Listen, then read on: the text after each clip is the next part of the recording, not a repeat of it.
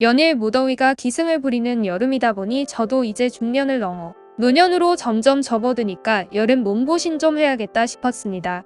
때마침 복날도 찾아왔고 해서 동네에서 호영호제하며 지내는 박형과 함께 삼계탕집으로 향했는데 복날이라서 그런지 삼계탕집 앞에 줄이 말리길이었어요.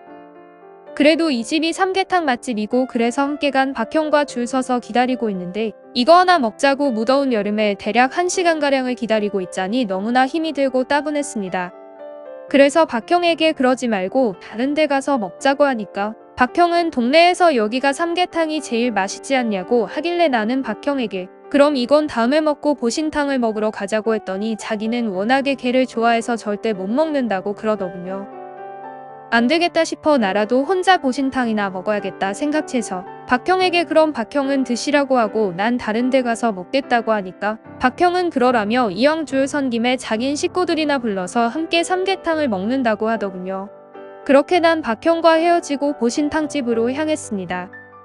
요즘 트렌드가 아무래도 보신탕을 선호하는 사람들이 없다 보니 복날인데도 불구하고 줄을 서지 않고 들어갈 수 있었습니다. 그렇게 앉아서 주문을 하고 기다리고 있는데 아줌마 한 명이 옷을 곱게 차려입고 문을 쓱 열고 들어오더군요. 그리고는 빈 테이블에 앉더니 주문을 했습니다. 난 일행이 있겠지 하고 생각했는데 보니까 일행도 없이 혼자 와서 보신탕을 시키더군요.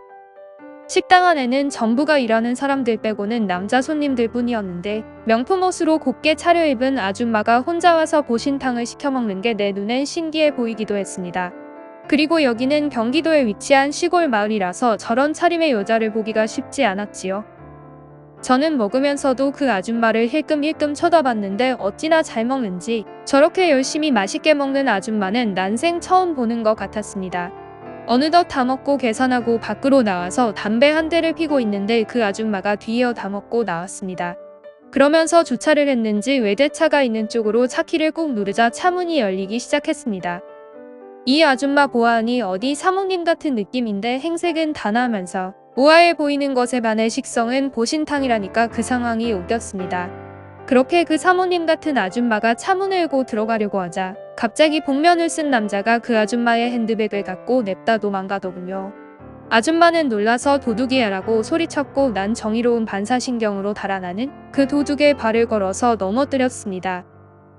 그리고는 팔을 꺾었고 그 도둑은 자꾸만 놓으라고 하면서 더 거세게 반항하자 난 그 사모님 같은 아줌마에게 어서 경찰 부르라고 했더니 그 아줌마는 너무나 놀라고 당황해하며 경찰을 부르더군요. 얼마 뒤 경찰이 도착했고 그 상황은 마무리됐습니다. 아줌마는 저에게 너무나 고맙다며 이 은혜를 어떻게 갚아야 할지 모르겠다고 했습니다. 그 아줌마에게 보아하니 이 동네 사모님은 아닌 것 같은데 그렇게 고급 승용차와 고급스러운 가방을 가지고 다니니 이런 곳에서 그렇게 표적이 되는 거라고 말하니까 그러냐면서 자기는 몰랐다면서 여하튼 고맙다고 하더군요. 이제 상황은 마무리됐으니 그만 가보셔도 된다고 하니까 아니라면서 극구 살해를 하고 싶다며 갑자기 핸드백에서 수표 하나를 꺼내 저에게 주려고 하길래 난 됐다고 했고 그렇게 살해를 하고 싶으면 입가심 좀 하게 커피나 한잔 하자고 하니까 그 아줌마가 자기도 커피 좀 마셔야겠다고 하더군요.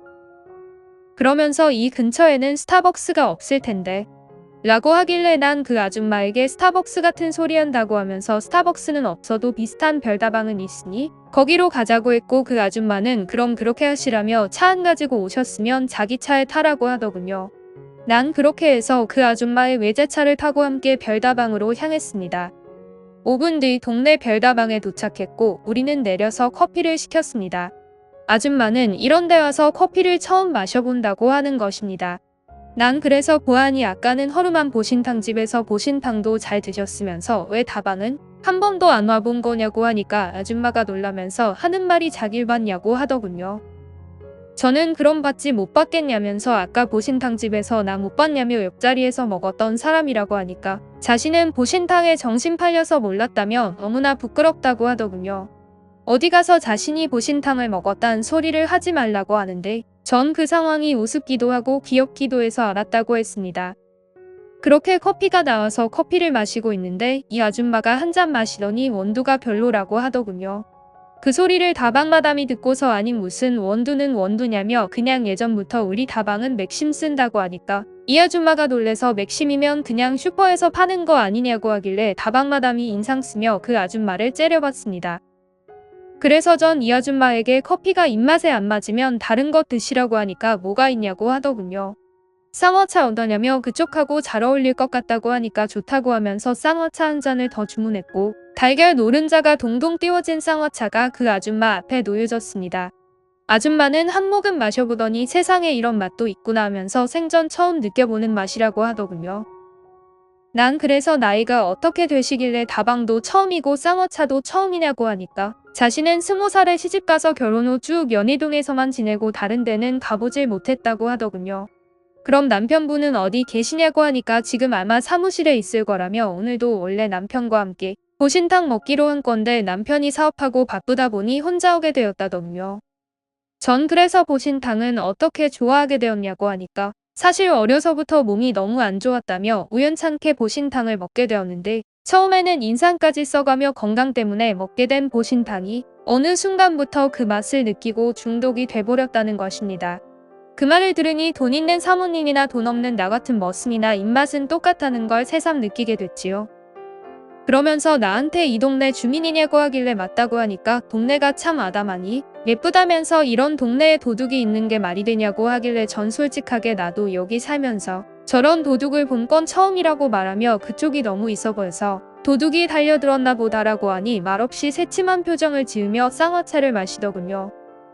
그러면서 생뚱맞게 다방 종업원에게 여기 신청곡 되냐고 물어보자 종업원은 어이없다는 표정으로 신청곡 어떤 거 듣고 싶은 건데요.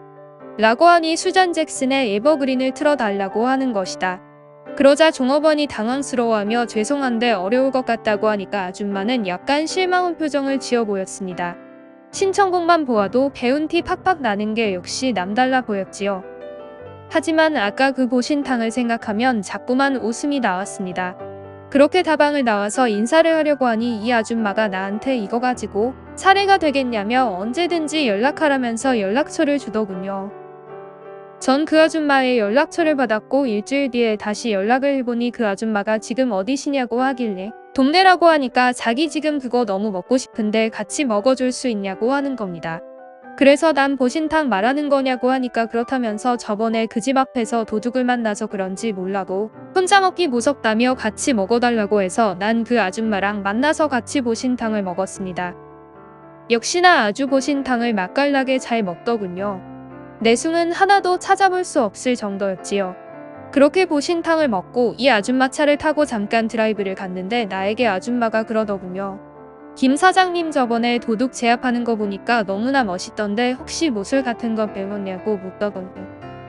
그래서 난 특별히 배운 건 아니고 특전사 출신이라고 하니까 더욱더 나를 의아하게 쳐다보면서 그러냐며 정말 여자들에게 인기가 많겠다고 하길래 다 예전 얘기라면서 지금은 보시다시피 그쪽하고 나이도 비슷하니 그냥 60을 바라보는 나이라고 말하니 자기는 아니라면서 김 사장님 같은 스타일의 60을 바라보는 남자는 드물다는 겁니다. 그리곤 잠시 뒤 한적한 곳에 차를 멈춰 세웠고 나를 극한 눈으로 쳐다보길래 순간 그 아주머니와 뭔 일이 있을까 했는데 어디선가 갑자기 마누라가 나타나서 차 안에 있는 날 바깥에서 째려보고 있는 겁니다. 그리고는 차문을 두들기며 당장 나오라고 소리쳤고 전 놀라서 일단 차 안에서 나왔는데 애는 지금 여기서 뭐 하는 거냐며 이장님 댁 갔다 오다가 지나가는 길에 웬 고급차가 서 있길래 봤더니 당신이 왜 저 여자랑 함께 있냐고 하는 겁니다. 그래서 난 얼떨결에 기지를 발휘하여 여기 땅 보러 오신 분이라고 말하니까 아내는 당신이 왜 땅을 보여주냐고 해서 부동산 형님이 지금 바빠서 땅만 보여주면 일부를 떼준다고 했다고 하니까 아내는 그러냐며 땅만 보여주고 빨리 집으로 오라고 했습니다. 그 뒤 아내는 그 아줌마를 한 번 더 의심스러운 눈초리로 쭉 쳐다보고는 집으로 갔고 난 놀란 가슴을 쓸어내렸습니다. 그러자 아줌마도 놀랬는지 자신은 늦었다면서 가봐야겠다고 하더군요. 그리곤 이 아줌마와 아쉽게 헤어졌고 그 아줌마는 그 뒤로 나에게 연락을 하지 않았고 저도 더 이상 연락을 하지 않았습니다. 아직도 이맘때가 되면 그 아줌마가 생각이 나네요.